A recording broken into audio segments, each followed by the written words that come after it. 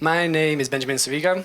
I'm a software engineer and I co-founded Data Value People, and that's a group of data professionals from engineers, data scientists, data engineers. And we've been collaborating with BuildUp for a while now, building tools for social media analysis, and we've built a number of different classifiers as well together. Yeah, so we can't ignore online conversations with understanding conflicts. I'm just going to move on because I think we all know that. But yeah, like, you know, there's too much to read.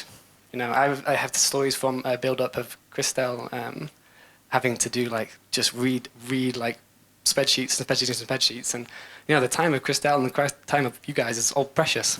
And although reading posts is good, you know, you've got other important things to do, and yeah, machines can help us to balance our time and automate things. So how do we build a classifier, and how do we automatically do that? So I'll give you an example. So in Search for Common Ground, a project we've been doing in Sudan, we've been searching for violence or solidarity, and there was around 400,000 Facebook posts. And with the classification, we were able to find a relevant 13,000 posts. And this 13,000 is more manageable for somebody actually to read. Yeah, how did we do this? Very simply, we did a very simple classification model. We said if a post contains certain words, then it gets classified with one classifier. So in the first example is translated to get rid of Yamwaid. Yamwaid was some sort of leader. And this is classified as incitement to violence. And the second one says no to tribalism. And then that's classified as solidarity if that word is in the post. So this is a very simple model. There's much more complex models. And the other classifiers we've been working on is dangerous speech in Nigeria and polarization using Christianity in the USA. And yeah, for these projects, we wanted to actually start to work on more advanced techniques. So that's kind of, we started this group. We started to try to build a community of researchers, of engineers, of peace builders, to be able to collaborate together. And there's been a lot of advancements within the NLP in the last, year or two, ChatGPT being one of those. And we wanted to see how that could fit into classification for peace. And we wanted to focus on under-resourced languages and be open source. So we have some goals. We share things like data, results, knowledge. We build a community from the global north, from the south, from different sectors. For instance, we're the commercial sector, but we also have from other places. We want to make it accessible. And that means, in my opinion, that it's usable and understandable what we're making. So this is who we are. I wonder if everybody that's here, because there's a bunch of us here, I wonder if they could just stand up quickly while I just talk about who they are. So if you want to talk to anybody in the ACFP, then there they are, and go and have a chat with them. So yeah, BuildUp and Data Value People explained Hashtag Generation is an NGO based in Sri Lanka. I'm sorry I can't say your name, but his name in my verbal range is Harry, and then he's based in Myanmar. We have Saeed in Hamburg University, and Lillian, who's not here now, from Kenyan University, Maseno.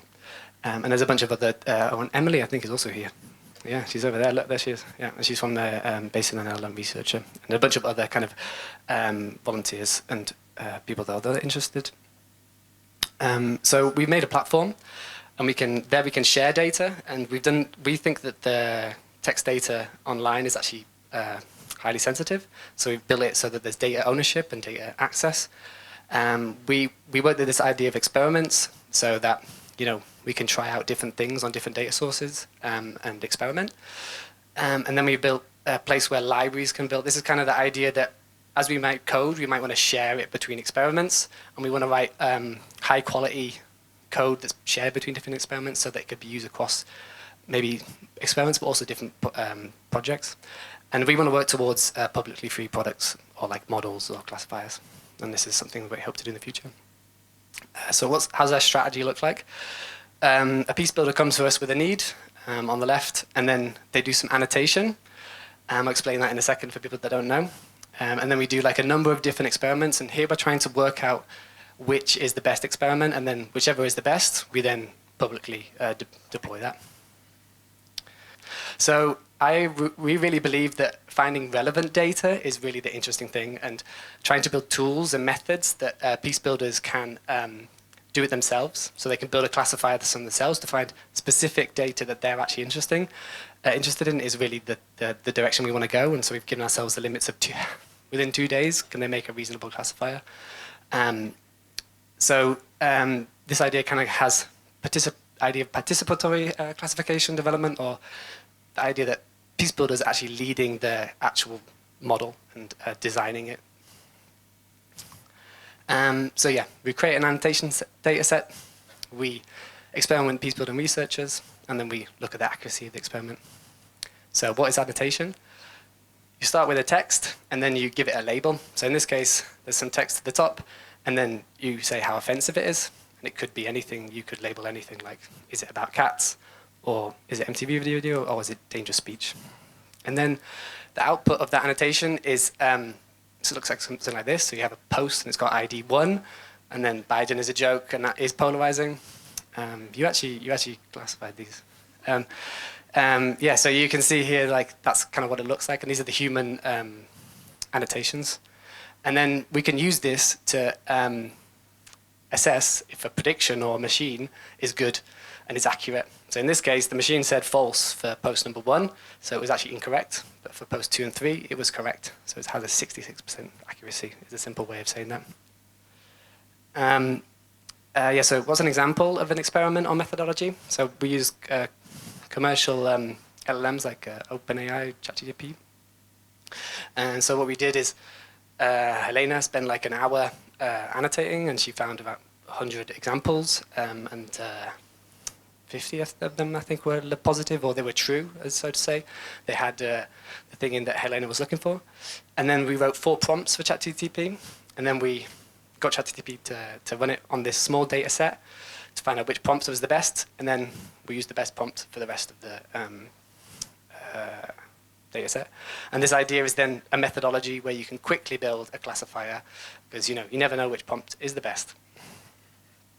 Other experiments is active learning. This is where the annotation process happens in a way that the model is going to give you the examples that make the most difference for the model. Yeah, I'm not going to explain it further than that. And then there's open source LLMs like the one from Facebook, Llama that we've been working with, and also kind of just text searching, like Elasticsearch is a tool for text searching. Results, yeah, still to come. If you want to hear some results, we do have some, but they're a bit like verbal. And we've been in incubation and trying to like get ourselves to a point that we're publicly available. So we'll be there soon. So the conclusions, you can't ignore online. Yeah, there's too much data to manage. We're building an open source community where everything is, available for the public. And we're doing experiments to find the method that piece builders could find and build themselves.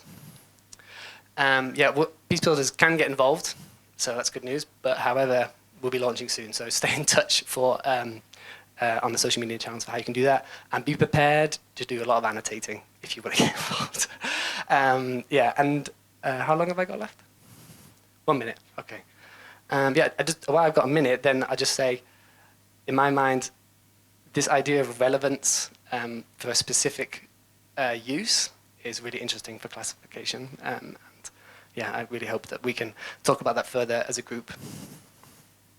Thank you.